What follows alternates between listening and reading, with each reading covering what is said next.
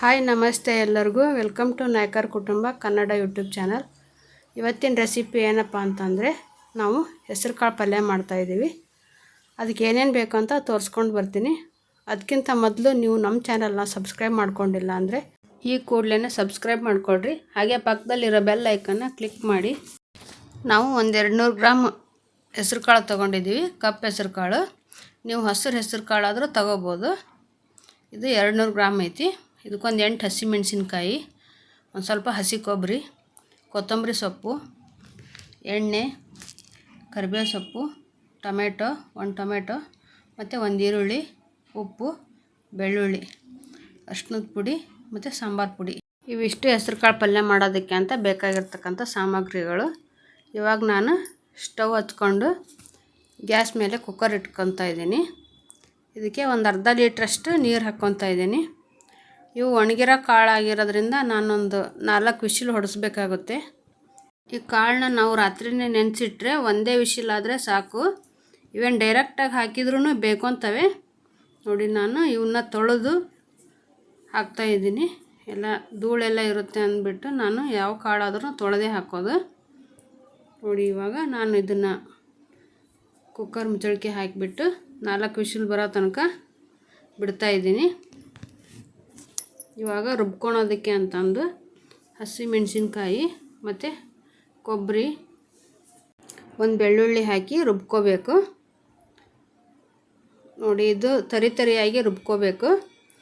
ಇದು ತುಂಬ ಸಾಫ್ಟಾಗಿ ರುಬ್ಕೋಬಾರ್ದು, ಯಾಕೆಂದರೆ ಪಲ್ಯ ಅಷ್ಟೊಂದು ಟೇಸ್ಟಾಗಿ ಬರೋದಿಲ್ಲ. ಅದು ಸಾಂಬಾರು ಥರ ಆಗಿಬಿಡುತ್ತೆ. ಅದಕ್ಕೋಸ್ಕರ ನಾವು ಸ್ವಲ್ಪ ತರಿಯಾಗಿ ರುಬ್ಕೋಬೇಕು. ಇವಾಗ ನಾನು ಒಂದು ಪಾತ್ರೆ ಇಟ್ಕೊಂಡು ಅದಕ್ಕೆ 1-2 ಸ್ಪೂನಷ್ಟು ಎಣ್ಣೆ ಹಾಕ್ತಾಯಿದ್ದೀನಿ. ಇದು ಎಣ್ಣೆ ಕಾದ ನಂತರನೇ ನಾನು ಇದಕ್ಕೆ ಸ್ವಲ್ಪ ಜೀರಿಗೆ ಹಾಕ್ತಾಯಿದ್ದೀನಿ. ಸಾಸಿವೆ ಹಾಕೋದಿಲ್ಲ. ಜೀರಿಗೆ ಸ್ವಲ್ಪ ಕೆಂಪಗಾದ್ಮೇಲೆ ಇದಕ್ಕೆ ನಾನು ಸ್ವಲ್ಪ ಬೆಳ್ಳುಳ್ಳಿ, ಜಜ್ಜಿಟ್ಟಿರ್ತಕ್ಕಂಥ ಬೆಳ್ಳುಳ್ಳಿ ಹಾಕ್ತಾಯಿದ್ದೀನಿ.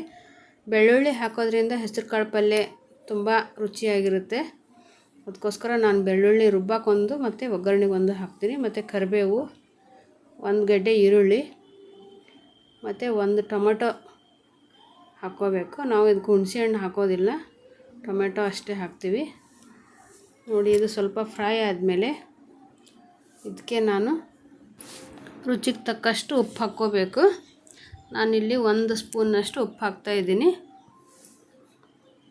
ಮೇಲೆ ಸ್ವಲ್ಪ ಹಾಕ್ತಾಯಿದ್ದೀನಿ, ನಾನು ಒಂದೇ ಸರಿ ಹಾಕೋದಿಲ್ಲ. ಅದಕ್ಕೋಸ್ಕರ ನಾನು 2 ಸರಿ ಏನು ಹಾಕಿದರೂ ಸ್ವಲ್ಪ 2 ಸರಿ ಹಾಕೋದು ಪದ್ಧತಿ.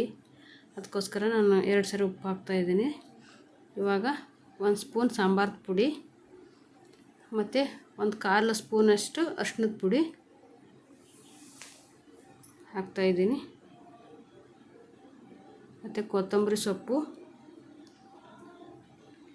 ಇವನ್ನೆಲ್ಲನೂ ಹಾಕಿ ಮಿಕ್ಸ್ ಮಾಡಬೇಕು. ಇದು ಸ್ವಲ್ಪ ಎಣ್ಣೆ ಒಳಗನ ಫ್ರೈ ಆದರೆ ತುಂಬ ಚೆನ್ನಾಗಿರುತ್ತೆ. ಇವಾಗ ನಾನು ರುಬ್ಬಿಟ್ಟಿರ್ತಕ್ಕಂಥ ಮಸಾಲೆಯನ್ನು ಇದಕ್ಕೆ ಸೇರಿಸ್ಕೊತಾ ಇದ್ದೀನಿ. ಇದು ಸ್ವಲ್ಪ ಹಸಿ ಸ್ಮೆಲ್ ಹೋಗಲಿ ಅಂದ್ಬಿಟ್ಟು ನಾನು ಇದರೊಳಗೇ ಫ್ರೈ ಮಾಡ್ಕೊತಾ ಇದ್ದೀನಿ.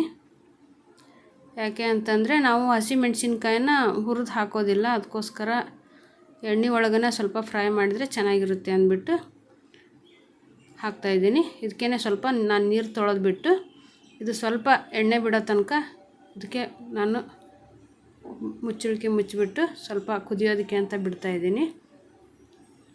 ಇವಾಗ ಈ ಕಡೆ ಕುಕ್ಕರ್ನಲ್ಲಿ ಹೆಸರು ಕಾಳು ಬೆಂದಿದೆ, ನೋಡೋಣ. ನೋಡಿ, ಈ ಥರ ಸಾಫ್ಟಾಗಿ ಬೆಂದ್ಕೊಂಡಿದೆ. ನಾವು ಮೊದಲೇ ಹಾಕಿಬಿಟ್ರೆ ಇದು ತುಂಬ ಮೆತ್ತಗಿರುತ್ತೆ ಹೆಸರು ಕಾಳು. ಅದಕ್ಕೋಸ್ಕರ ಪಲ್ಯ ಸ್ವಲ್ಪ ಎಲ್ಲ ಕುದ್ಮೇಲೆ ಹಾಕಿದರೆ ಅದಕ್ಕೂ ಇದಕ್ಕೂ ಹೊಂದ್ಕೊಂಡ್ಬಿಡುತ್ತೆ. ತುಂಬ ಚೆನ್ನಾಗಿರುತ್ತೆ. ಒಂದು ಸರಿ ಟ್ರೈ ಮಾಡಿ ನೀವು ಈ ಥರ. ನೋಡಿ, ಇದು ಇವಾಗ ಆಗಿದೆ.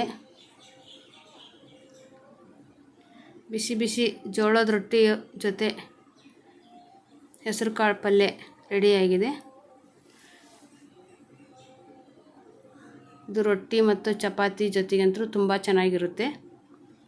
ನೋಡಿ, ನಿಮಗೆ ಈ ವಿಡಿಯೋ ಇಷ್ಟವಾದರೆ ಲೈಕ್ ಮಾಡಿ, ಶೇರ್ ಮಾಡಿ, ಕಮೆಂಟ್ ಮಾಡಿ ಮತ್ತು ಸಬ್ಸ್ಕ್ರೈಬ್ ಮಾಡಿ. ಹಾಗೆ ಪಕ್ಕದಲ್ಲಿರೋ ಬೆಲ್ ಐಕನ್ನ ಕ್ಲಿಕ್ ಮಾಡಿ. Thank you for watching.